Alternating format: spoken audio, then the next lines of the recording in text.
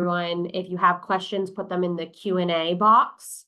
So before we get started, again, I'm giving everyone a couple minutes to join us here, but I just want to let you all know that we will be answering questions likely at the very end. We have a lot to get through tonight, and we're going to try to get through it as quickly as we can.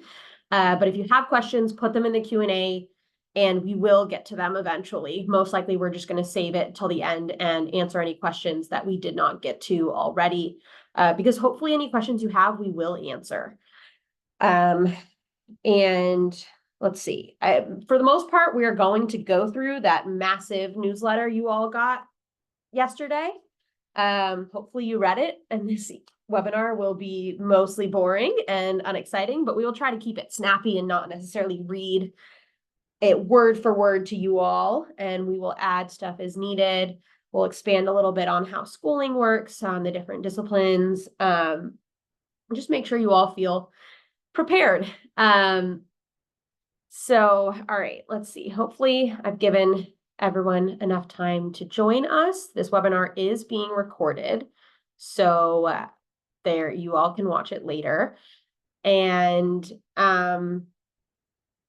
first thing, housekeeping on my end. I made a mistake in the newsletter that went out yesterday. I copied it over from last year, and I forgot to update the discipline section for eventing, and it says that those that are riding in at novice height are going on Thursday morning only. That is incorrect. We have those at novice height going Wednesday morning and Thursday morning. So you all are going one of the 2 days, but not necessarily just on Thursday. So sorry about that. That was on me. All right.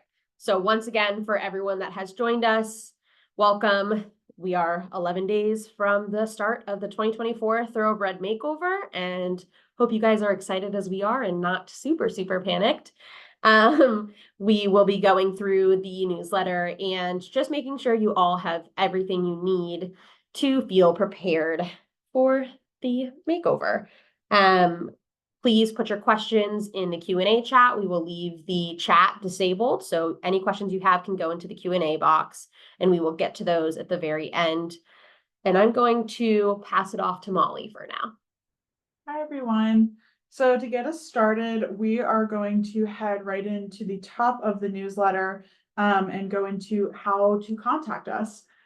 So as we've kind of maintained all year long, the best way to get in contact with us is the secretary@therrp.org email, and that is true still now. We will be traveling though, so if you need any help with anything makeover related after October 4th, we will be packed up, we will be gone, we will not have our laptops in front of our faces anymore. So the easiest way to get in contact with us is to text me at 240-342-6728. That number is in the newsletter. You don't need to memorize it. And if you have any questions about like contacting us or what questions to ask us or anything like that, like feel free to email us ahead of time and talk that out. But again, you can text me or call me at that number starting October 4th or after October 4th, please. Reminder, please don't message me, Rayna, or any other staff on social media. That's not an appropriate way to contact us. We will not respond to you there. It's not something that we monitor. Those platforms are personal platforms, and it's just not going to get a swift answer, and we would hate to miss an urgent message or something like that. So please contact us through the platforms that we have laid out. And again, text me. I will get back to you. Make sure that you leave a detailed message through text or voicemail so that I can get back to you as quickly as possible, and make sure you leave your name so that I know who you are, please. Moving right along, you will hopefully have heard about volunteers. If you are competing, which I know most of you are, you can still volunteer. So bring your friends, bring your family, or sign up yourself for when you are not riding. And now you know when your ride times are, so it should be super easy for you to pick up a shift here and there if you can. We would love to have some helping hands. There's big things, little things. If you don't see a shift that works out for you, that's totally fine. You're welcome to come up to the volunteer coordinator's desk at the covered arena during the makeover week and say, hey, I have 2 hours right now. Is there anything I can do? And we would be happy to have you. So you are able to sign up for volunteering on our website now. And again, you're welcome to also do it at the event, but it'd be great if we had some more of our positions filled ahead of time so that we know you're going to be there. Let's see. Silent auction donations. We are also going to be having our fabulous silent auction during the makeover.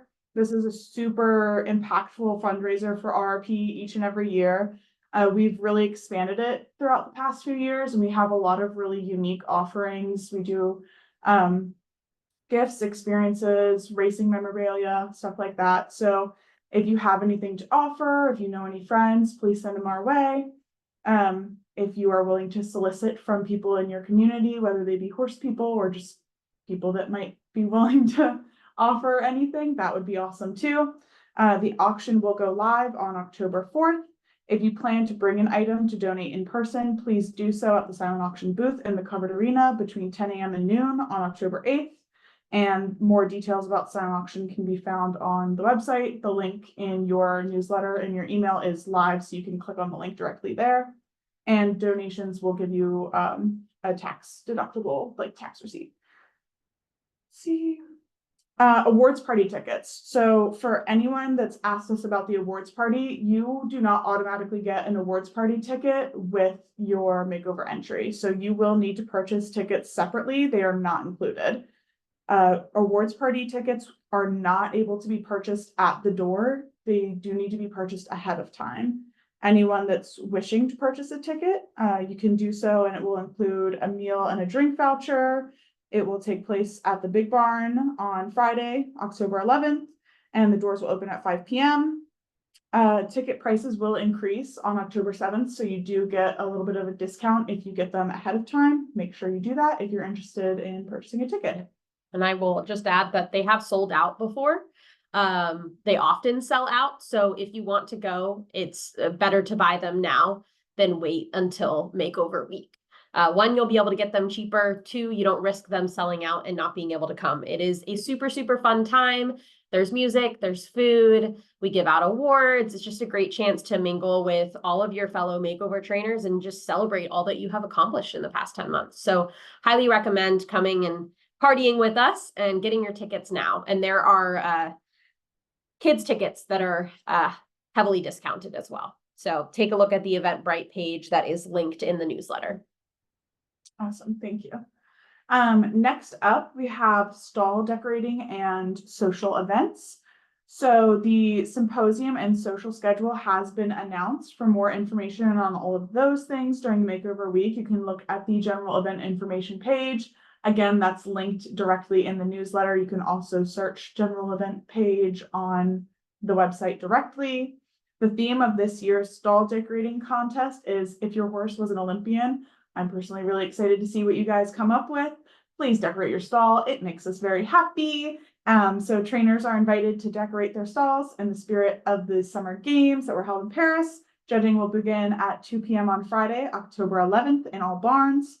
A sign-up form will be distributed once stall assignments are posted. So now. Yes, the stall sign, it's linked in the newsletter. Okay, perfect. Rules for the stall decorating contest can be found in the newsletter as well. All right. Make the Makeover fundraiser to earn back your entry fees is still live. You still have some time to reach your $1,000 goal to earn back your $350 entry fees. Let's see, top fundraiser is still open to win a chance with the extra $500 bonus, and I didn't realize the $500 bonus and the hero unit from our sponsor, Magnus Magnetica. So make sure you share your journey, post your fundraising pages, and try to raise some money for RRP and earn back your fees. That's awesome. Makeover trainers and as individuals or team captains must use the link to set up their fundraising pages if you haven't done so already. And they are linked to your horse's profile on the entry list page. So you can share that and have direct access to your fundraising page. jump around.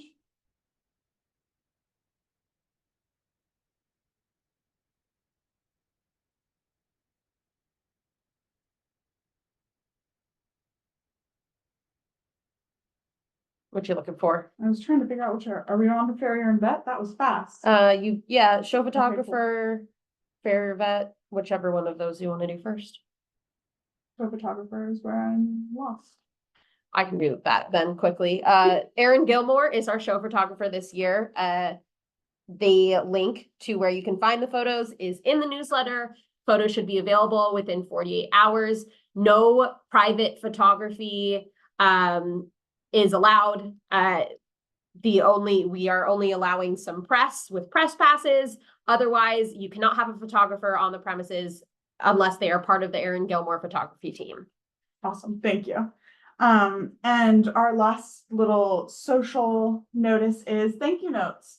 So every year RRP puts out thank you notes so that our trainers and everyone that's there at the event can write thank you cards for sponsors, benefactors, volunteers, and maybe even the staff members that help out along the way. Maybe it really feels nice to have a little pat on the back after some hard work.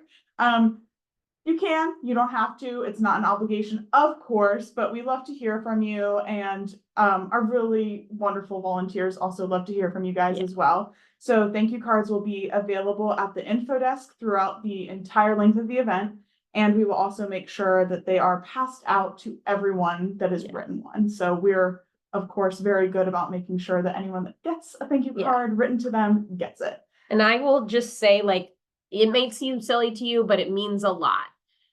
Go up there, write a couple thank you notes to some of the favorite volunteers, stewards, officials, judges, whatever, that have made your week, staff members that have maybe helped you out year long.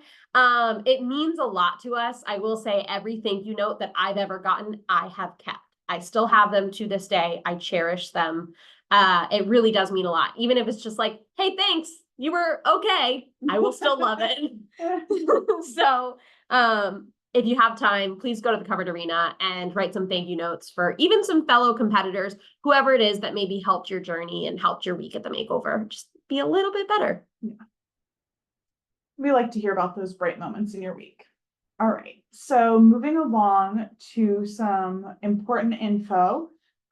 For your farrier and vet, the farrier is Jeremiah Zimmer. His contact information is in the newsletter.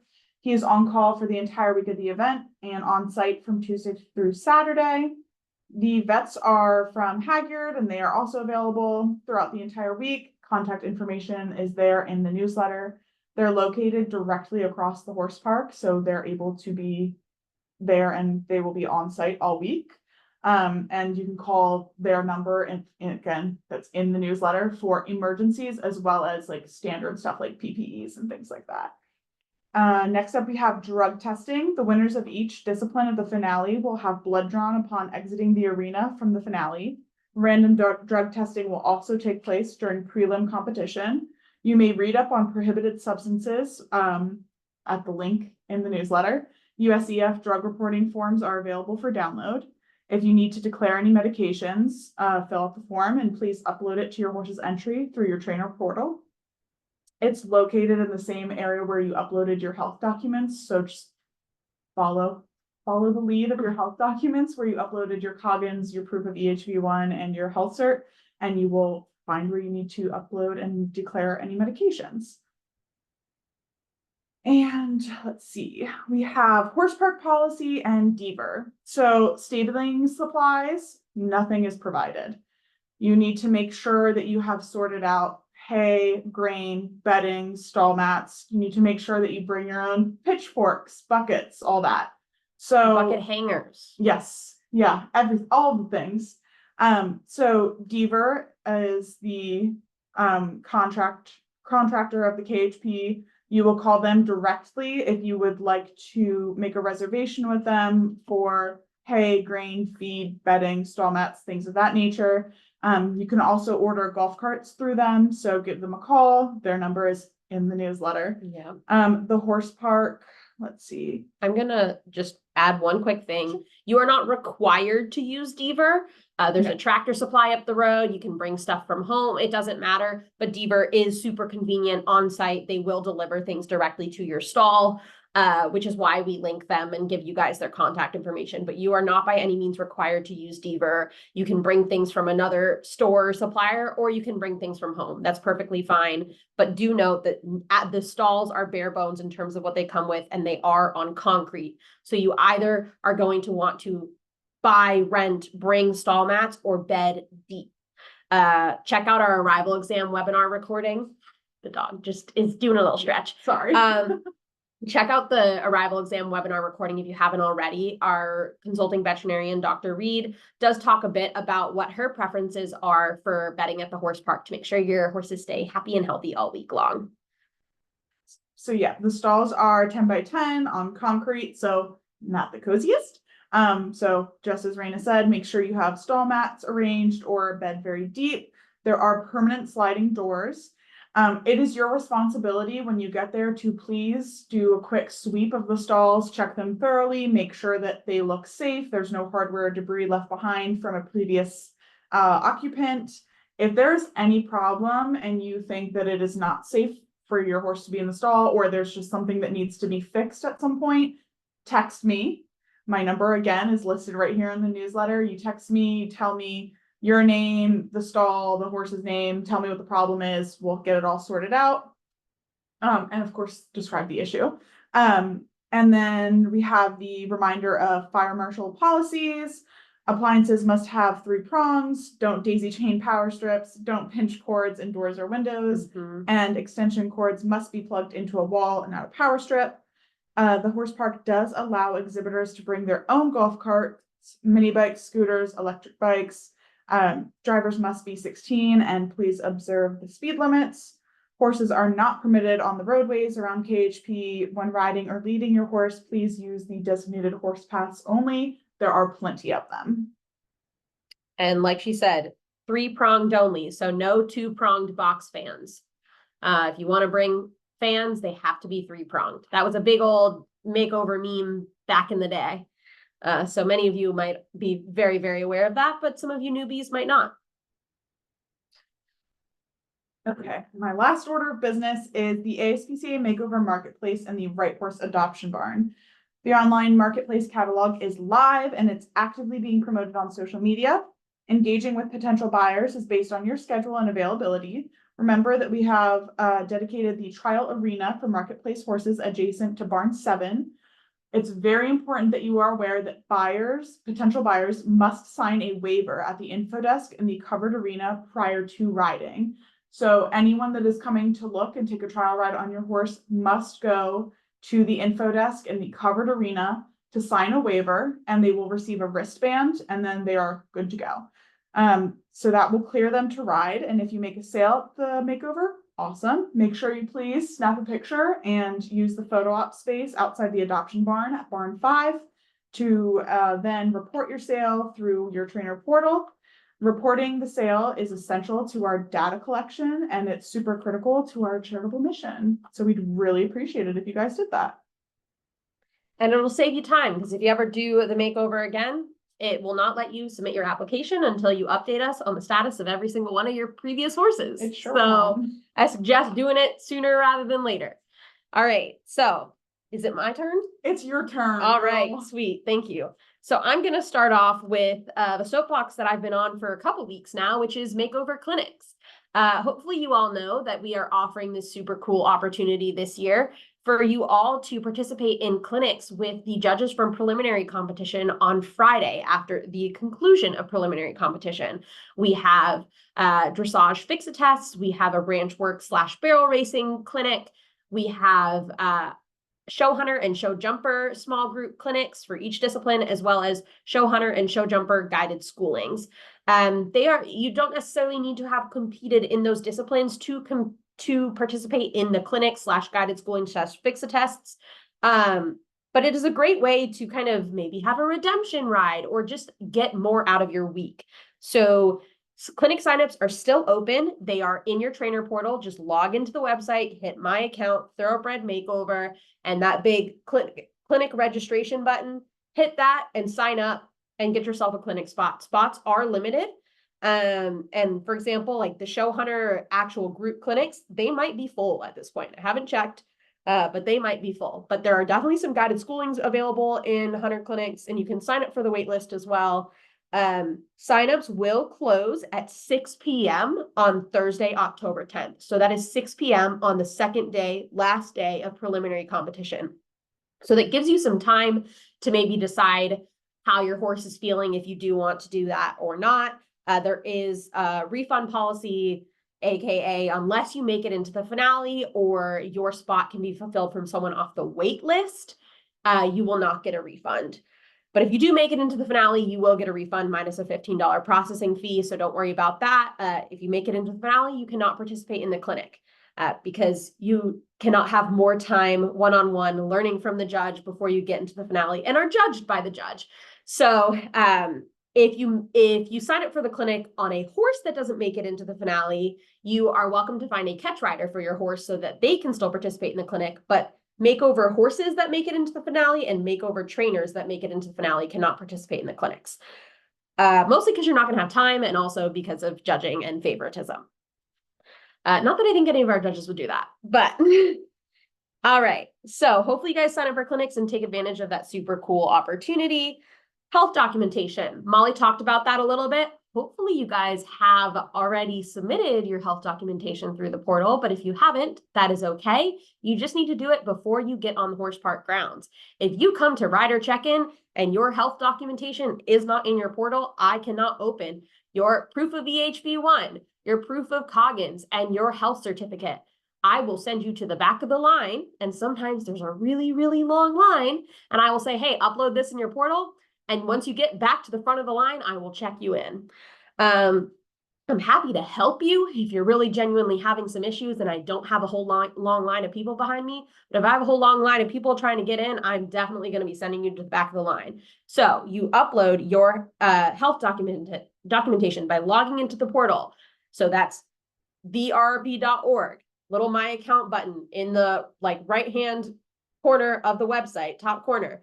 Then you will be taken to another page. There's tabs on the left-hand side. One of them says Thoroughbred Makeover. Hit that. You're officially in the portal. Scroll down. You'll see a subheading that says My Entries, and it looks like a table. And then you'll see like individual or team member, team captain, whatever it is. And then there will be a drop-down arrow and then your horse's name. In that row, there's a column with an actions column with a drop-down menu. Hit that, hit health or upload/view health documents or upload/update, whatever it is.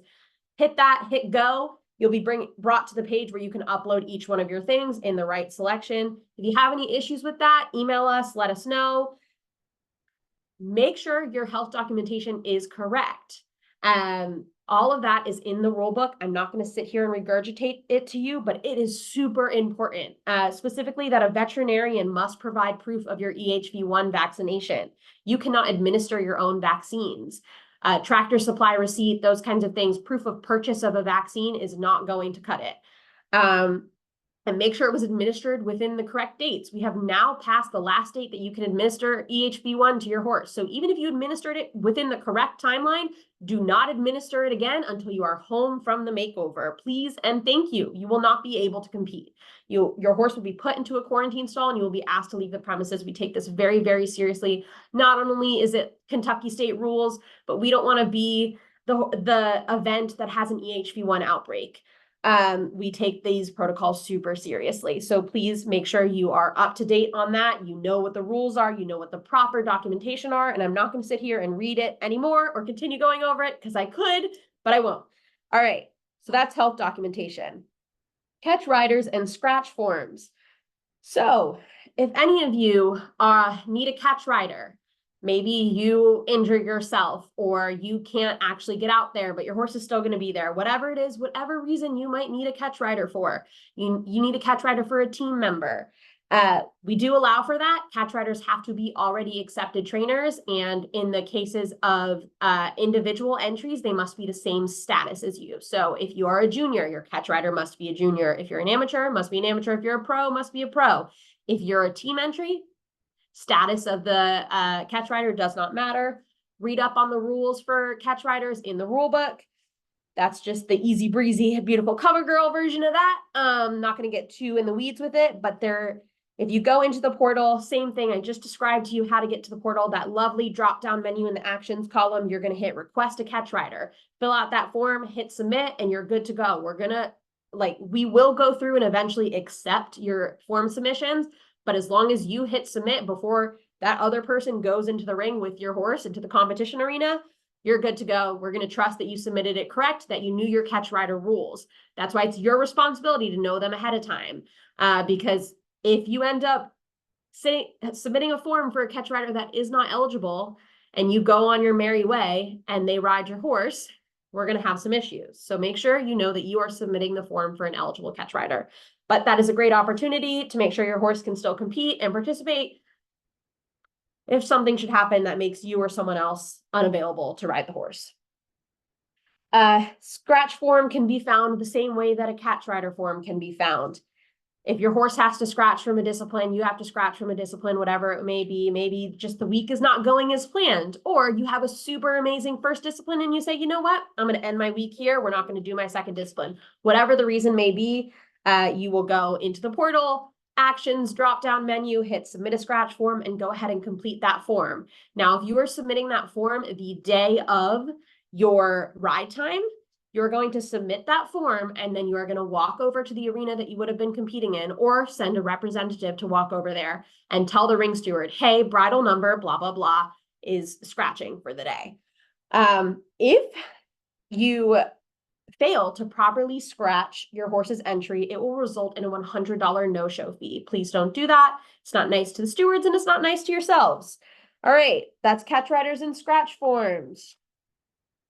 Now we're going to talk about arriving at the horse park and parking. Let me make sure if I can find that. There we go. All right, so hopefully you all know by now that horses cannot arrive to the Kentucky Horse Park for the Thoroughbred Makeover until noon on Monday, October 7th. You can't arrive at 8, you can't arrive at 9, you can't arrive on Sunday. Noon on Monday, October 7th. Your stalls will not be ready for you before then. Don't let me catch you trying to move in early, please. This is not our rules. This is our contract with the horse park. Those stalls are not available to us until noon. Split Rock is before us. The horse park needs time to go in and clean the stalls before you all can move in. And Split Rock doesn't move out until Monday morning. So hopefully you guys have figured all that out with your shippers by now. Feel free to utilize the Facebook group if you need to find a layover facility, if this news is new to you. But noon Monday, you cannot move in before then. Otherwise, there are no restrictions on how late or early you may come and go from the horse park. So if you have a super long drive and you're going to get to the horse park at 2 a.m. Tuesday morning, that's fine. We don't lock all the stalls when check-ins closed at 5 p.m. on Monday. You can absolutely move your horses into your stalls. They can stay in overnight. And you'll just want to make sure you're one of the first people in line on Tuesday morning to check in. So you can get your horse's bridle number, you can get in the queue for the arrival exam, and you can get your schooling done. All things that we'll touch on later. But just note that if you come in outside of check-in hours, we probably will not be there to assist you. Again, though, any issues with your stall, text Molly, give her all that information, and we'll get in touch with horse park maintenance and get that all sorted out for you. General parking at the horse park is free now. So yay, we love that. There's a lovely map linked in your newsletter that shows you guys where you can park. There's general parking across the footbridge for any non-competitors. Anyone competing in the makeover, you can park by the barns off of Nina Bonnie Road. Be careful though. Parked vehicles around barns, rings, and the covered arena risk parking tickets from the KHP police. And that has happened many times before. People decide that they can just leave their car or trailer, truck, whatever, wherever they want, and they come back to a hefty ticket. So don't let that ruin your week at the makeover. Make sure you park in the designated parking spots. And don't park at the covered arena. You will be ticketed and we'll be mad because that's our parking spot. Let's see, what else do we have here? Hopefully you've looked at your stall assignments by now. And the way to know what barn you are in is it's the leading number. So if you're in barn 7, if you see on the stall assignment chart that your stall is 702, that means you're in barn 7, stall 2. 10, 1002, barn 10, stall 2. You get it. You're smart. All right. Check-in. We just went over a little bit that check-in is not going to open until noon on Monday, October 7th. Rider check-in is right off of Nina Bonnie Road in the show office. You'll see plenty of signs directing you where to go. I normally make a little post in the trainers group telling you guys to come check us out because it tends to be pretty slow at noon on Monday, which is unfortunate because hot tip, get there as soon as you can on Monday. Get your horses settled in, get your arrival exam done so that you are one of the first people in the ring Tuesday for ticketed schooling, and you don't have to worry about there being a wait or there being a lot of other people in the ring. You might have the whole ring to yourself. And what better way to take advantage of arena familiarization than have the whole ring to yourself?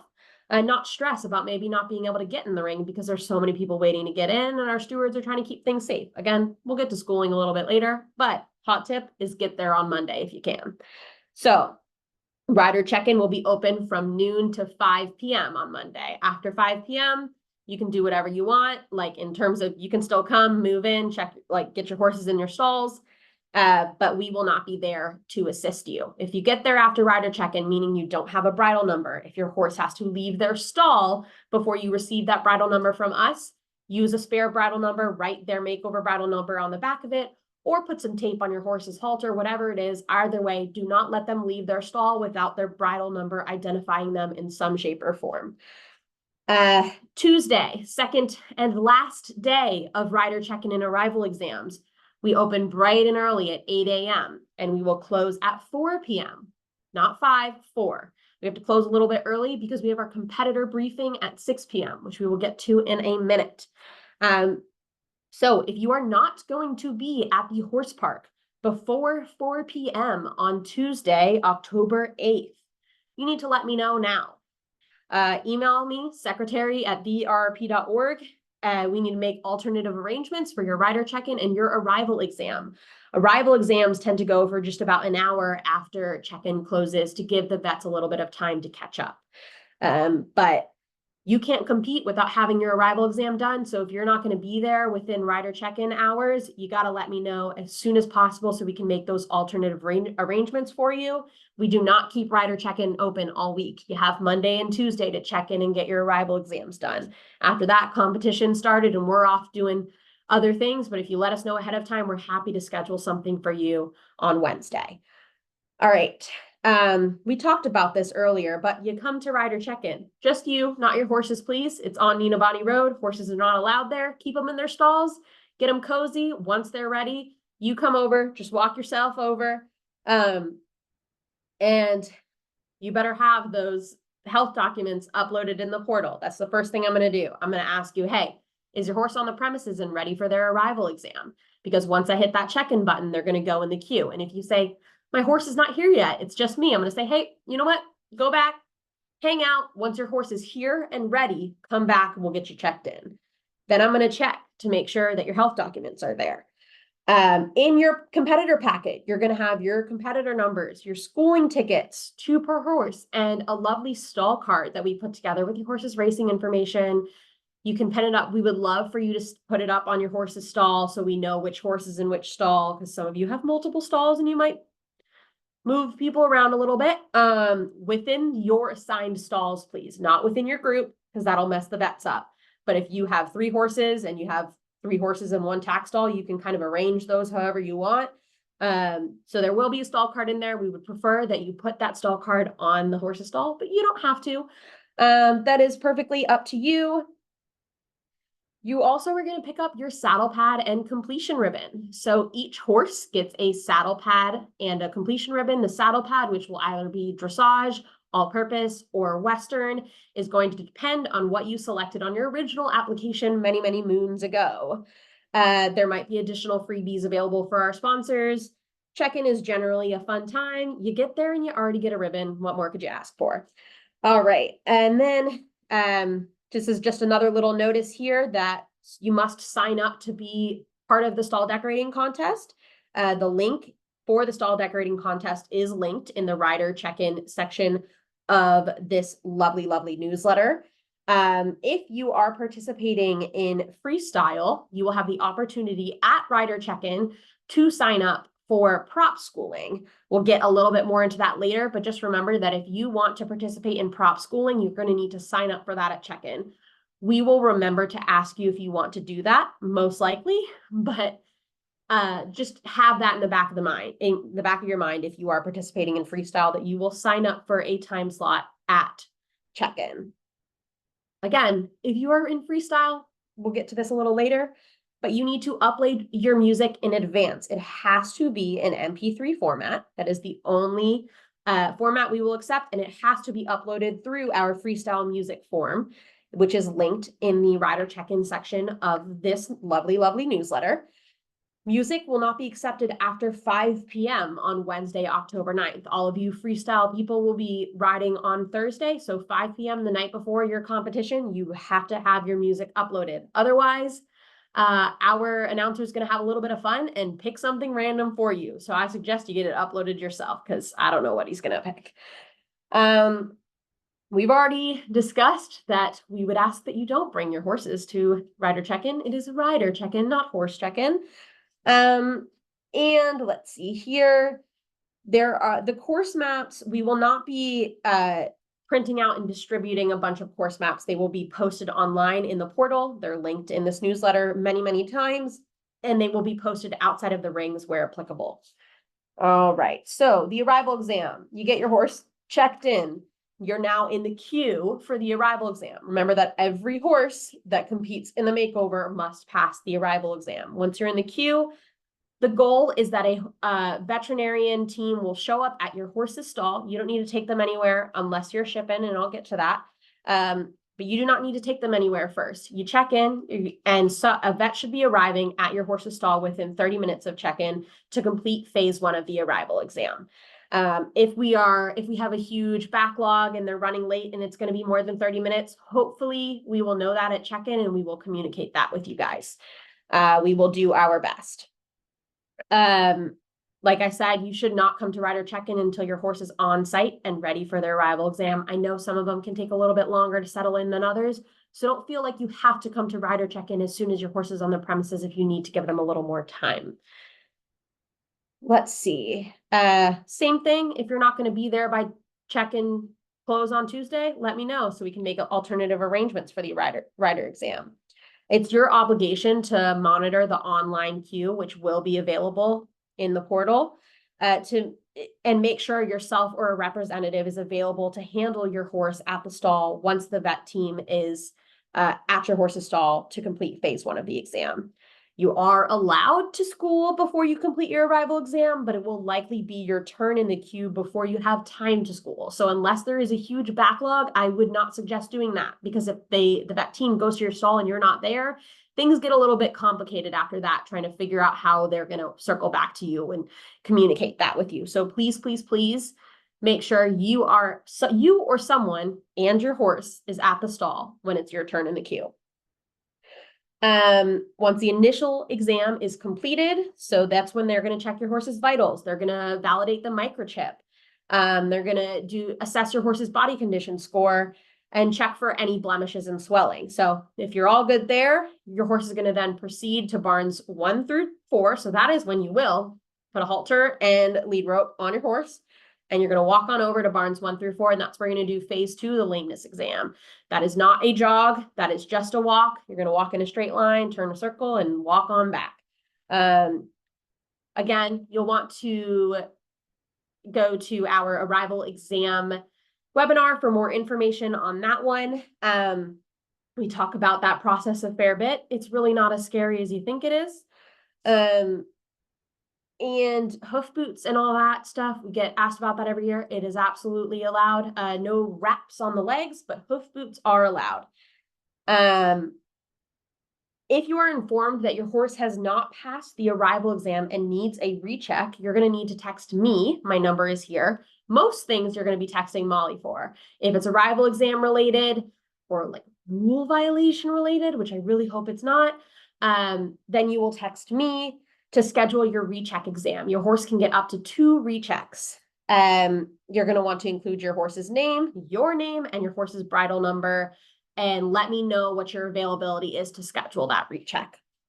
You will be given a card with my number on it and with that information as well. So I don't expect you to remember that, but it still is here if you need to refer back to it. All right. And I'm going to quickly skip around from what I had. We've talked about it a little bit already, but at check-in, you will be receiving your competitor numbers. You will get a back number and a bridle number. Your horse needs to have a bridle number on at all times when they are out of their stalls. Riders should present their horses in competition wearing a back number on their back or pinned to their saddle pad. But dressage riders may present with just a bridle number as they would traditionally. Field hunters and eventers, you will all receive penny inserts for cross country and all the phases of field hunters. If you have a non-compete horse competing with you and you have registered them ahead of time, which you should have, and you needed to, the bridle number for your non-compete horse will be in their packet as well. They also need to wear their bridle number anytime they are outside of their stall. Anything to add so far? No. All right. You caught everything. I'm trying to rapid fire as quickly as I can. So now I'm going to circle back around. The competitor briefing, 6 p.m. on Tuesday. That is October 8th, 6 p.m. in the covered arena. Please be there. We can't make it mandatory because there's no way for us to know if you all are there because there are a lot of you and very little of us. But you will want to be there. This is our last opportunity to cover any housekeeping issues and answer any questions that you all have. Attendance is very, very strongly encouraged, and this will not be recorded. It will not be available for later viewing. We can't do that. We're not that technologically savvy. So please plan your schedules accordingly. Please be there. It's also a little bit fun. It's fun. First chance to kind of all get together as a group. So 6 p.m. Tuesday, covered arena. Be there. Just going to take a quick pause. I'm sure some of you guys are getting a little anxious to get to things like schooling and discipline rules and all that jazz. We will get there. I'm going as quickly as I can. And I'm just saving that stuff for the end because that's going to be the longest to get through. And I know you all are going to have a lot of questions. So I'm going to make sure that's fresh. But I haven't forgotten about any of that stuff. So now we're going to skip ahead a little bit to scoring, protests, and special awards. So scoring is quote unquote live in that scores are posted to the website as calculations are being processed back in the show office. So you might see a score and be like, whoa, that's not right. And that's because most likely because we are still processing it. You will know when they are final for the day or division because it will say on the page whether scoring is in progress or complete. And it will have a timestamp for when it was marked as complete. Horses are auto-nominated for the special awards they are eligible for. That's been included in a couple different newsletters at this point. If there was an issue with your horse's special award nominations, you should have reported to that to us through the form by last week. If there are any issues, you can reach out to us now. I make no promises, but definitely let us know if your horse should have been nominated for a special award and they weren't. Special awards, placings, and all that stuff are based off of preliminary competition. And that includes the top amateur, top team, and top junior award for every discipline. That's all based off of preliminary competition. So when I'm talking about preliminary competition, I'm talking about Wednesday and Thursday. So once Thursday's scores are all final, that's preliminary competition. And then Saturday is the finale competition for the top 5 of each of our 10 disciplines for the retired racehorse division. So the results will be available online along with the discipline results. When your discipline is marked complete or the day for your discipline is marked complete that you have competed in on those online scores, as soon as it's marked as complete for the day, that's when your protest period starts. You have 12 hours to submit a protest. This newsletter goes into all of that in detail. But if it is a protest contesting the scores awarded by the judges, it's not a mathematical error. There is a $100 protest fee. If we rule in your favor after you submit that protest, you will get that money back. If we don't, thank you for your donation. Let's see. If it is a mathematical error, it still must be submitted within 12 hours via the protest and complaints form, but it is not subject to that protest fee. Again, you have 12 hours to submit that protest form. After that, scores are no longer protestable. You may only protest your own scores. You cannot protest someone else's scores. You cannot ask to see someone else's scorecard. You can only protest your own scores. If you protest against another competitor's results, it will not be accepted. If you believe that a trainer is in violation of a rule that may have impacted another competitor's results, you can submit an official complaint rather than a protest, and we will get into that in just a second. If protests are submitted incorrectly, i.e. outside of the protest period or against another competitor's results, RP will withhold any fees charged by the payment process, will withhold any fees charged by our payment processor and only issue a partial refund. So make sure you know those rules and that you're submitting your protests on time. Again, that is all submitted through the protests and complaints form, which I believe will be in your portal. And you can read more about the protest policy in the rule book. So rules and violations. This is never our favorite to talk about, but this is super, super important. If you witness another competitor violate the competition rules or competitor code of conduct, all of which is in that lovely rule book we have, you are encouraged to file an official report. I know no one likes to be the person that does that, but we can't do anything about things that we don't know about. So please let us know if someone is in violation of our rules or the competitor code of conduct. You can do that through the Contact Us page on our website.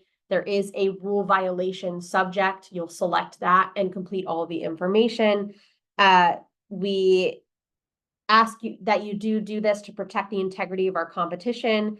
Whether it's you as a participant or a third party that sees something, please say something, especially if it's code of conduct, horse welfare, eligibility, all of that stuff. We accept reports of this nature at any time. This will then go to our infractions committee and we will take care of it from there. So again, more information about that in the rule book. Not a fun subject at all, but please inform us if you see something. We can't do anything about the things that we don't know about.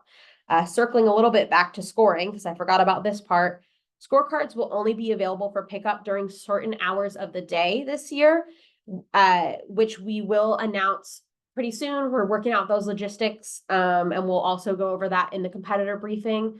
Scorecards are going to be available for pickup in the corner show office of the covered arena. So you'll come up to the window. You're not coming into the office. That is our space. It's also there's a key code on the door, so good luck getting in. But come up to the window and we will give you guys your scorecards. There will the hours of scorecard pickup will also be posted on that window. And we will be in contact with you all about those details in a bit. So don't go to info booth and don't yell at anyone at info booth for your scorecards. No. If you're not happy with them. Yeah. Remember, you are subject to the code of conduct. So don't be nasty to anybody. It makes me very unhappy. Treat our volunteers and everyone over at Info Desk and anywhere in the horse park with kindness. If you want to yell at anyone, yell at me. And I'll see you at the corner office of the covered arena during scorecard pickup hours. So, but also please don't yell at me because I'm just a girl. All right. Finale, awards and prize money. Fun part.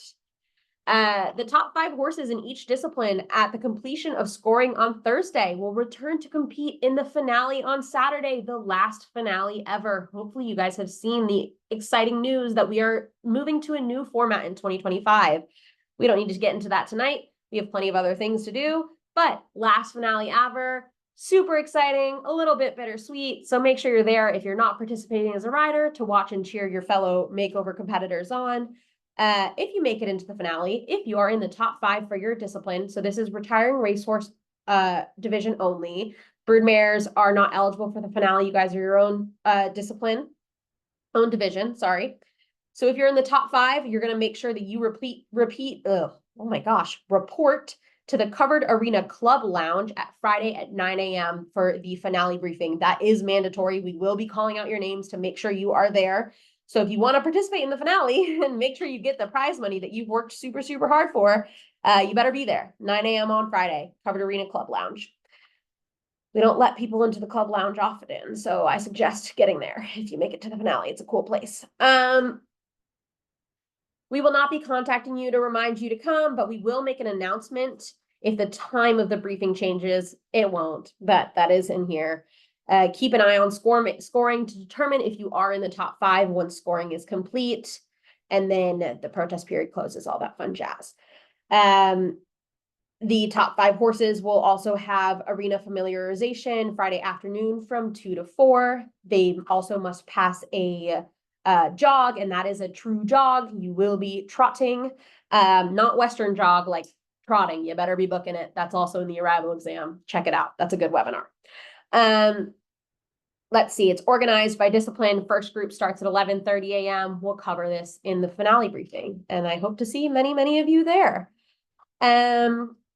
Ribbons will be, for the retiring racehorse division's preliminary competition, will be awarded for 1 through 10 overall, 1st through 10th junior, 1st through 10th amateur, and 1st through 10th team in every single discipline. Again, that's only for the retiring racehorse division. The ribbons for the former broodmare division will be awarded 1st through 10th overall in each discipline. We do not have junior team and amateur placings for the former broodmare division. We love you guys. There's just not enough of you. So bring more broodmares next year. Yeah. If you are not staying for the awards dinner, your ribbons will be available for pickup in the big barn, which is where the lovely, lovely awards dinner is. Once protest periods close on Friday prior to the start of the awards dinner. So you can pick up your ribbons there if you don't have tickets to the party before the party starts. Then they will be available for pickup on Saturday during the finale at the info desk if you're not able to get your ribbons on Friday. If you do not pick your ribbons up on site at all, you will need to email us by November 29th and ask for us to invoice you for shipping costs, and we will send them directly to you. I'll mail them to you. Yeah, we don't like having leftover pretty ribbons, and they are really pretty. So you're going to want your ribbons. So first place, amateur, junior team, special awards, best conditions, all of that will be presented at the awards party and are based off of preliminary results. We will contact you to notify you if you have won one of the awards that will be presented at the awards party, to confirm that you will be attending the party. And we hope that you will join us for the presentation of your award. Winners of first place broodmare, for all of the awards I just talked about, as well as first place broodmare, and each discipline's overall top 10 are invited to participate in the finale ribbon ceremony at the conclusion of their respective disciplines on Saturday. So if you are the second place overall in eventing, please come and join and get your victory lap in on Saturday morning. Eventing is the first to go, so be ready bright and early. Get that ribbon on your horse's face or pin it to your leg, whatever's safest for you and your pony, and get cheered on. I'll be there clapping for you. So let's see, what else do we have to cover here? Awards dinner presentation. If you are participating in the awards dinner or you are doing your victory lap, please be appropriately dressed and groomed for the occasion. No shorts and flip-flops. Other than that, this is not black tie event. We don't expect you to be dressed to the nines, but definitely closed-toed shoes and some pants, please. Or a dress. Dress is fine too. Just to look a little bit snazzy. If you are jogging, I like a fashion show, personally. So if you make it to the finale, you don't have to. Make it a little fun for us, guys. But it would please me greatly if you would dress up. So keep that in mind.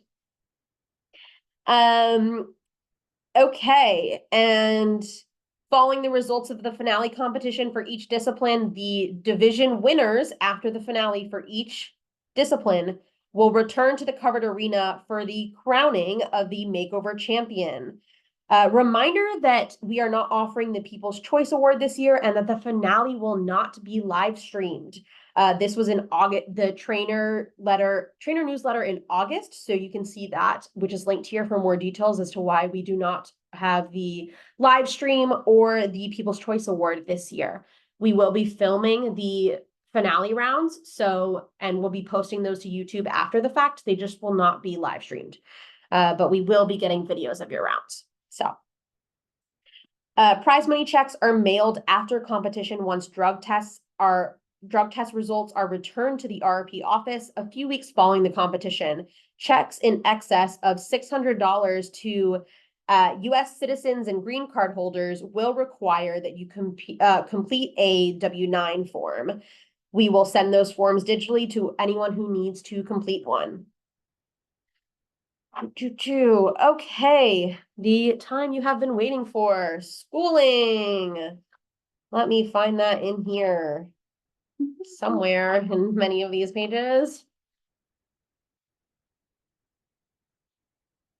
Schooling, here we go. Okay.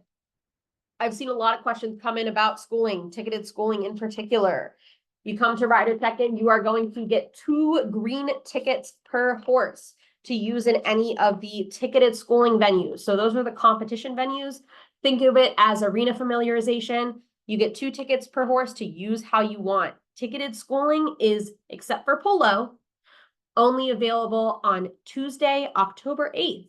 So another reason why you want to get there Monday at noon, give your horse time to settle in, hack around the horse park, school in the rinks that are open for open schooling, and take advantage of ticketed schooling, take advantage of arena familiarization. This is going to give you a chance to put your horse in the rings that they will be competing in. They can sniff the flowers that are surrounding the dressage courts. They can go in the dressage courts, maybe if your steward is feeling like that is okay.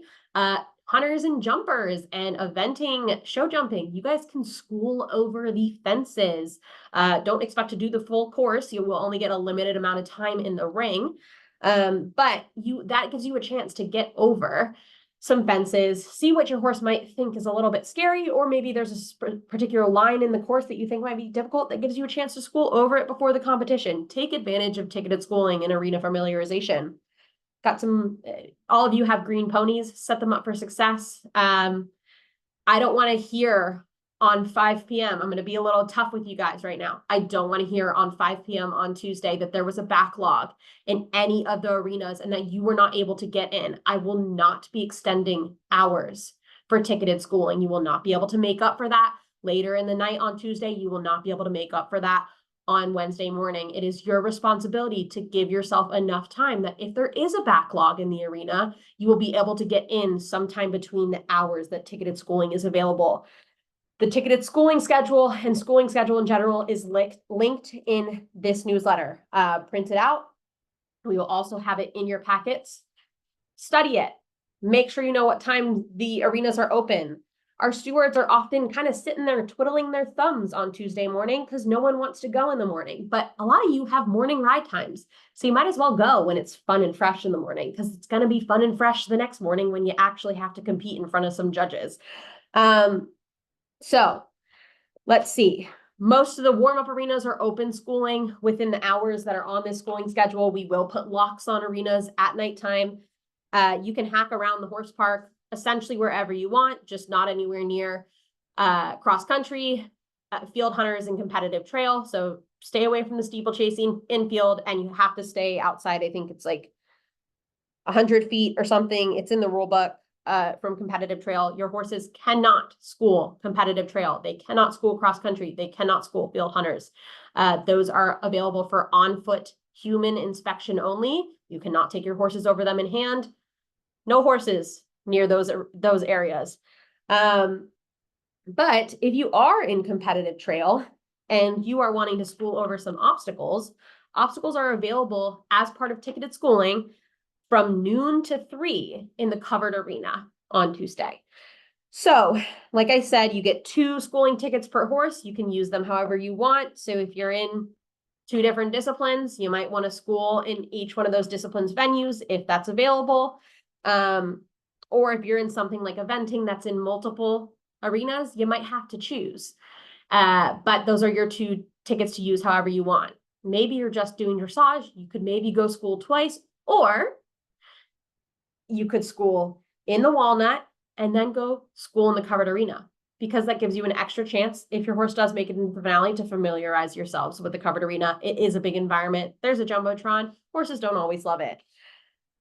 Let's see. Like I said, the schooling schedule is strictly enforced, and anyone in violation of the schedule or who are uncooperative with schooling attendance risk being removed from the event. If the arena is not listed on the schooling schedule, is locked, or otherwise appears closed, it is not available for use.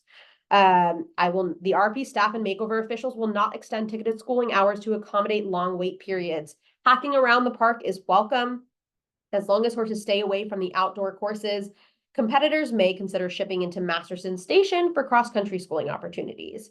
So we've already gone over competitive trail and ranch work. You guys do have the opportunity to school some obstacles as part of ticketed schooling in the covered arena from noon to 3 p.m. on Tuesday.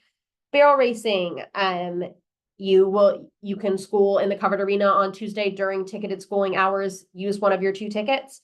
But we also have dedicated schooling and exhibition runs that will take place in the covered arena on Tuesday night. So afternoon. You must arrive by 3 p.m. for the barrel racing briefing. Tickets are not required for this. You just have to be on our list as one of the barrel racing entries. So that will give you time to go practice your run. But you do not need to use one of your 2 tickets for that. Freestyle prop schooling. I touched on this a little bit earlier. So dedicated prop schooling time is available in the covered arena on Tuesday and Wednesday night. You get 1 10-minute spot per horse that is entered in freestyle. So when you come to check in, we will sign you up for one of those time slots. We'll write what time and what day it is on your packet.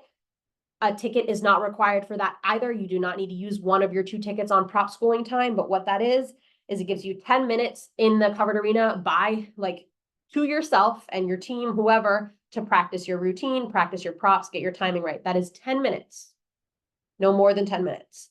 And you want to make sure you are there well before your time slot so you can get in the arena. Bailey, who is our amazing ring steward, discipline steward for freestyle, runs a tight ship. So make sure you are ready. Polo, your ticketed schooling at the Secretariat Polo Field will take place on Wednesday, October 8th from 2 to 4 p.m. So you have a very limited schedule there that is requiring a schooling ticket. So if you are schooling the field for polo, you will need to use one of your 2 schooling tickets, but that happens on Wednesday, not Tuesday. We've already talked about the courses not being available for schooling, which are competitive trail, field hunters, and cross country, but they are available for walking, on foot inspection only, no horses, motors, golf carts, etc. There are some lovely opportunities to do course walks with our course designers, particularly for competitive trail. You can walk with our officials at 10 a.m. or at 2 p.m. or both. That's happening on Tuesday as well. So make sure you keep that in mind. That gives you a great chance to hear how the course should be ridden. And I believe there's plans to bring a demo horse so you all can see a horse actually ride through the course and how you should tackle each obstacle. So again, that's 10 a.m. and 2 p.m. on Tuesday, and that's on your amazing schooling schedule. So let's see, I'm going to take a quick look at our schooling schedule here and just see if there is anything that we need to go over. While you're checking that, I'm gonna add in real quick, guys, that as Rayna said, you get 2 tickets per horse. You cannot trade your tickets. You cannot buy more tickets. 2 tickets per horse is 2 tickets per horse. So if you find a ticket on the ground, don't pick it up and bring it and be like, oh, I got a 3rd ticket. 2 tickets is 2 tickets. Yeah. It's all in the name of fairness. Everyone gets 2 tickets per horse. You can't try to barter. No bartering, no selling them on the black market, none of that. And if you have if you are bringing multiple horses and you scratched one of them and you find that you have 4 tickets instead of 2 in your competitor packet, be a good human being. Use only 2 tickets. Come return them to me. If you come to me and you give me tickets, I've had that happen before. If you give me extra schooling tickets that you find, I got you. Whatever you need, I got you. If you ask me for an extra schooling ticket and claim that you have lost it, you better have actually lost it, because I will sit there and I will look you dead in the eye and I will put a hex on your horse. I will say they will drop out of the dressage arena. They will knock over a barrel. Whatever discipline you are in, consider yourself hexed if you are lying about needing an extra schooling ticket. We take that very seriously. All right, back to the schooling schedule here. So barrel racing briefing, covered arena, 3 p.m. There are some dedicated walks with officials for competitive trail, eventing, cross country and field hunters. In the steeplechase infield is on foot inspection only. Prop schooling for freestyle you must sign up for. That happens pretty late at night. Tuesday and Wednesday that starts at 7:30 p.m. and there are a lot of you 10-minute slots. So expect to be going pretty late at night if you are freestyle and wanting to take advantage of that. So there is 30 minutes of flat schooling in the arena for the barrel racing, 3 p.m. dedicated schooling time, and then exhibition runs until 5 p.m. Let's see. Oh, show hunters. You guys have hacking only in the mornings if you would like. On Wednesday and Thursday morning from 7 a.m. to 8 a.m. You get to go in the Stoneleigh Arena and hack around. That's for our show hunters only. Hacking only. You cannot jump any of the fences. If you want to jump the fences, that's only on ticketed schooling day on Tuesday. But Wednesday and Thursday morning of prelim competition, if you want to get a little extra arena familiarization in and hack your horse around the Stoneleigh ring, you can do that. That's on the schedule as well. Let's see. I think that about covers the schooling schedule. I will say, I know we got a question about it. No, you do not reserve your times for ticketed schooling ahead of time. It's not something you sign up for, except for prop schooling, which is not ticketed anyway. You just go between the hours that the ring is open, bring your ticket with you, hand it to the schooling attendant, and they normally keep a list. They'll let you know what the deal is if they need you to wait 5 minutes, if they're ready for you to go in now, if you only have 5 minutes once you're in the arena, whatever it is. That kind of differs ring from ring, but you do not sign up for a time ahead of time. So that's why it's on you guys to make sure you get there at a decent hour and get it done, because those rings in the afternoon get super, super backed up because everybody waits. Y'all are procrastinators, all of you. So don't be that. I'm not gonna hear it when it's 5 p.m. and you didn't get a chance to get in the ring. I'm not gonna. Hear me now. All right. I think that's it on schooling. I think I've sufficiently beat that one. So we're gonna do quickly some discipline notes, and then we're gonna open it up for questions. So, thank you, Dagus. Dagus, come here. Come see the people. Oh, he has to stretch first. Dagus, Molly's dog, will be with us at check-in. He's a very friendly boy, but he has a loud bark. Don't be afraid. All right. Discipline-specific notes, patterns, horse maps. Please remember, this is a retraining competition, and the rules and formats for the disciplines of the Makeover may vary from what you're used to at a traditional horse show of your chosen discipline. Be sure you read the information below, and you thoroughly read the rule book, the discipline section for each rule book, and you are informed as to how the competition format is. Some patterns and tests have already been posted, and others will be posted as we get them. I will go through this in order, but before I do, I want to start off with saying that faults for any of our jumping disciplines are assessed differently than they have been in previous years. So now you are getting 4 points per occurrence of a knockdown, so a rail, and 8 points per occurrence of disobedience. You can see the USCF rules for eventing on the definitions of knockdowns and disobediences. Horses are allowed no more than 4 knockdowns per jumping phase / trip. So per course. You will be eliminated at the 5th knockdown or rail in one phase. Each knockdown will be marked as a K on your scorecard. Horses are allotted no more than 2 disobediences, so refusals, per jumping phase or trip. The horse will be eliminated at the 3rd disobedience occurrence in one phase. Each disobedience will be marked with a D on the horse's scorecard. Unlike previous years, faults for knockdowns and disobediences are now assessed separately, and they are 2 different types of faults. They will not be combined in any such a way that results in an elimination. So you can have 4 knockdowns and 2 refusals and not be eliminated. But if you have that 5th knockdown or that 3rd refusal, that is the elimination. So that's a little bit different this year and hopefully makes things a little bit friendlier for you guys. Oh, that scared me. Sorry, the door just slammed in the office. If you are eliminated and have any additional jumping phases left to ride, maybe your second over fences course for hunters, you get eliminated in show jumping and you still have cross country to do for eventing, or you get eliminated in individual test, but you still have the mock hunt to do for field hunters. You can see the steward to communicate, and they will go communicate with the judges to see if they are permitting you to complete the remainder of your test for no score. So either way, if you are eliminated in any phase, you will not receive a score. You will still receive a scorecard. They will likely still fill out a scorecard, even if you were eliminated the phase prior.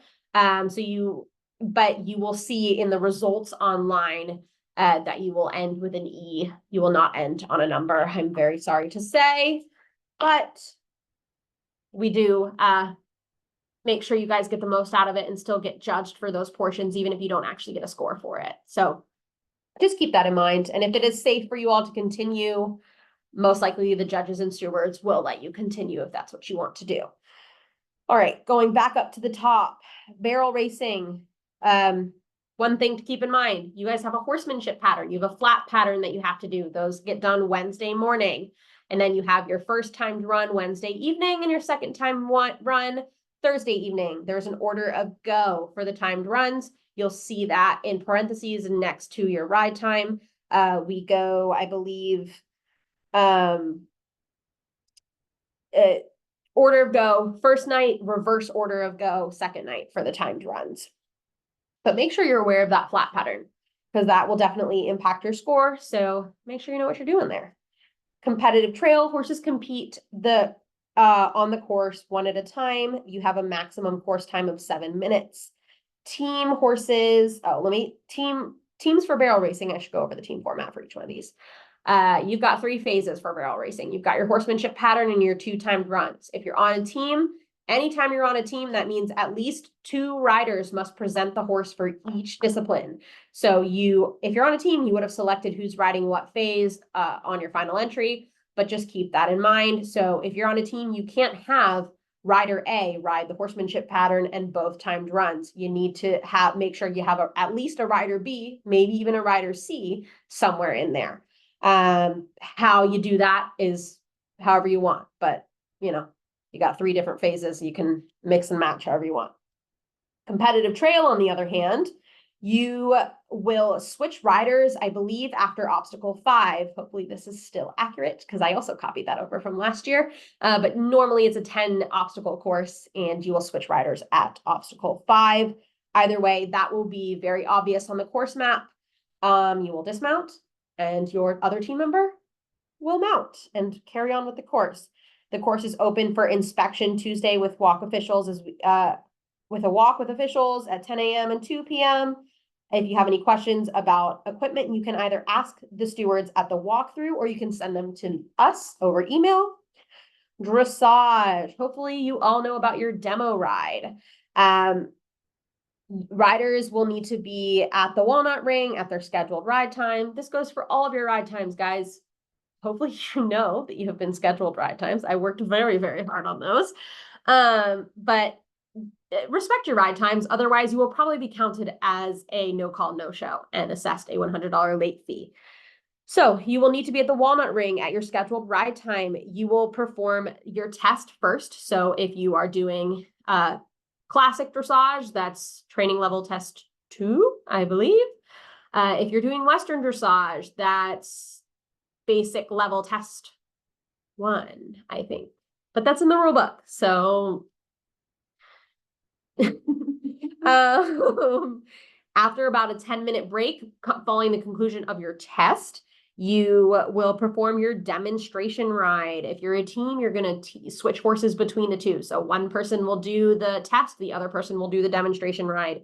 The information on the demonstration ride is in the rule book. Hopefully you know about it by now. But basically, it's 5 minutes to do whatever you want. No music, unless you get into the finale. Let's see. Western dressage is going to go first both mornings, and then traditional dressage will run the rest of the day. Remember that your demo time of 5 minutes will start at your first salute. So you must salute to indicate the start of your demo ride. Let's see. The bell will chime when your 5 minutes is up, but you don't need to salute at the end of your demo ride. You just need to salute to start. You can salute at the end if you want, but you are not required. Bit checks will be performed after the ride. Eventing. Competitors will jump the same height for stadium as they do for cross country based on the selections you all made on your final entry form.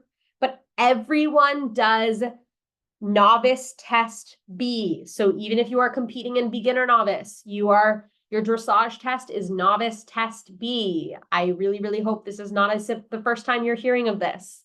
And you don't have to scramble to learn a new dressage test. But yes, everyone does the same dressage test. If you're jumping novice height, this is where I made a mistake in the newsletter. It says that you have ride time scheduled for Thursday morning. That is a lie. You will either be scheduled for Wednesday morning or Thursday morning. But novice runs first each day, and then beginner novice for the rest of the day for jumping. You will go straight from show jumping to cross country. We run it like an area 2 short format horse trial here. So you will likely need to show jump in your cross country kit, and then you go straight on over to cross country and you do your cross country course. There's a significant gap between each ride and show jumping, but once the person before you has finished their course and the in gate is ready for you, you may enter the ring as soon as you're ready. So rings might run early, and you are welcome to go early if you want, but you are never obligated to go early. You are the only obligation you have is to go in at your scheduled ride time. If you want to go early, great, but you do not have to. We will make announcements if rings are running early or running late as we are informed by the stewards. For teams, you will switch. You need at least 2 different riders, and you'll switch between phases. So you've got dressage, show jumping, and cross country. Similar to barrels, you have 3 phases. You can mix and match them however you want. Eventing dressage is in a small dressage arena, which is held in annex. Bit checks will be performed after the ride. Your penny numbers are in your packet. Field hunters. On Wednesday, all of you will do your under saddle test in one of the 2 flights. So there's an 8 a.m. flight and an 8:20 a.m. flight. You are scheduled to be in one of those 2 flights. And then after the under saddle test is done for both flights, we will move on to our individual tests, which is, essentially a jumping course, one at a time. And then Thursday morning, you will all return for the mock hunt.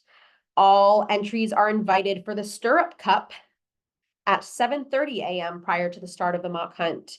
You must wear the penny number provided in your packet for all phases, and all field hunter horses will be provided with a saddle towel that you must, at check-in, that you must wear in the mock hunt. You do not have to wear it in the other 2 phases, but you can.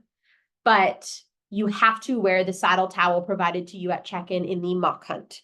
You also still need to wear your penny number, and you need to wear that penny number in all 3 phases of field hunters.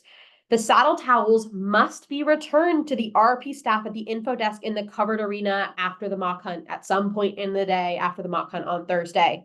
Failure to return your saddle towel will result in a $100 fine, and scorecards, ribbons, and prize money will be withheld until the saddle towels are returned or the replacement fee is paid. So if you really want to keep that saddle towel, you can, but you owe us $100.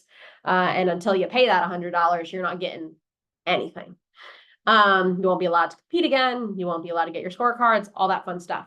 Or you can just give it back, not pay any more money, and you can get all the other things that are owed to you.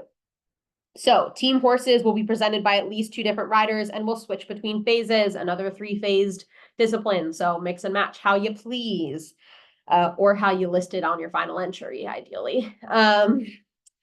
If you have to pull up to avoid a pileup at a fence in a mock hunt, you must circle to the back of the field, and this will be assessed as a jumping fault due to following too closely.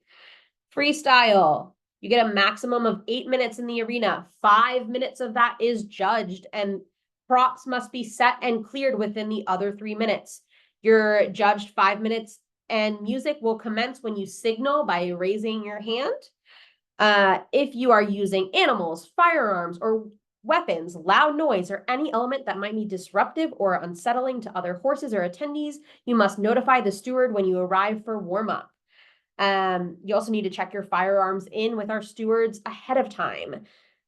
Team horses must be handled by a minimum of 2 team members during their routine. So you need to obviously be directing the horse. 2 different people need to be obviously directing the horse at 2 separate periods in the freestyle routine, whether that's by riding the horse or groundwork, whatever it is, but at least 2 people, maybe many more, must direct the horse in the freestyle routine.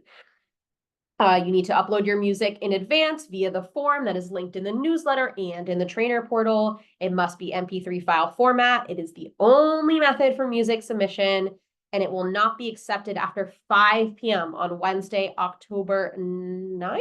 No, that's the right date. Yes, October 9th. Mm-hmm. Remember, if you want prop schooling, that you need to sign up for that at check-in. Anyone participating in your freestyle routine, just as they would if they were trying your horse, needs to go to the info desk at the covered arena and sign a liability waiver and get their wristband. Bailey will be making sure that anyone that is not a accepted trainer, is not the person associated with that horse, has a wristband on them. No one participating in your routine may be under the age of 12. So keep that in mind. Polo, you guys will use the second half of the Secretariat polo field. You will perform your short work test first, followed by the stick and ball work, and at the scheduled time in one go without leaving the arena. Team horses will switch riders between the short work and the stick and ball work, and the steward will rotate the second rider back in.